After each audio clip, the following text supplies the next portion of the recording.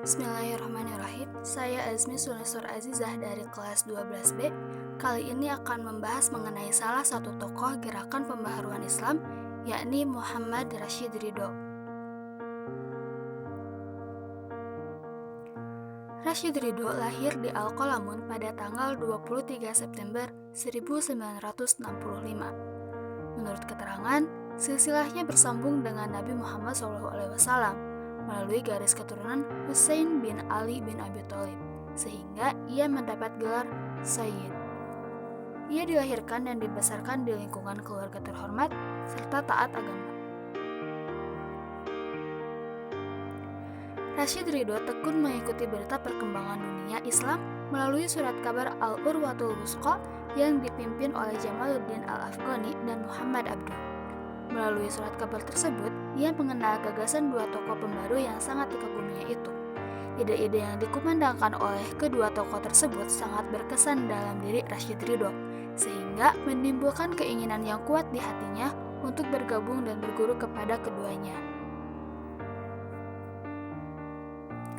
Keinginan Rashid Ridho untuk bertemu dengan Jamaluddin Al-Afghani tidak tercapai, karena lebih dulu meninggal sebelum Rashid Ridho menjumpainya. Sebaliknya, Muhammad Abduh dapat dijumpainya setelah ia dibuang di Beirut, Lebanon. Pertemuan dialog antara Ridho dan Abduh semakin menumbuhkan semangat juang dalam dirinya untuk melepaskan umat Islam dari belenggu keterbelakangan dan kebodohan.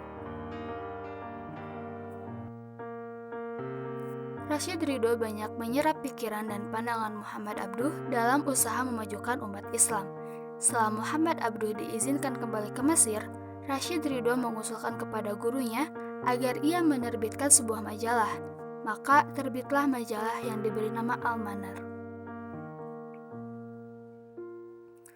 Tujuan Al-Manar sama dengan tujuan Al-Urwah Al-Wusqa, antara lain mengadakan pembaruan dalam bidang agama, sosial, dan ekonomi, memberantas takhayul dan bid'ah-bid'ah yang masuk ke dalam tubuh Islam, menghilangkan faham fatalisme yang terdapat dalam kalangan umat Islam, serta faham-faham salah yang dibawa tarekat-tarekat tasawuf, meningkatkan mutu pendidikan, dan membela umat Islam terhadap permainan politik negara-negara barat.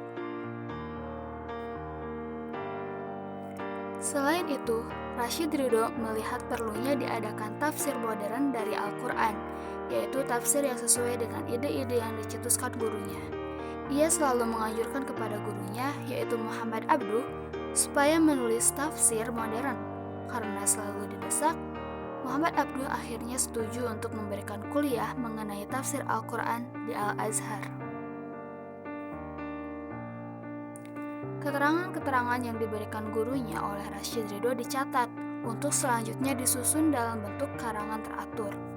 Apa yang ia tulis, ia serahkan selanjutnya kepada guru untuk diperiksa. Setelah mendapat persetujuan, lalu disiarkan dalam Al-Manar.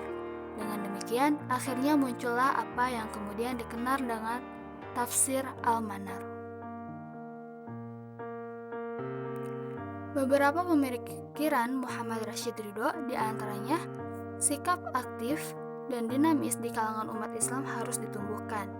Umat Islam harus meninggalkan sikap pemikiran kaum Jabariyah.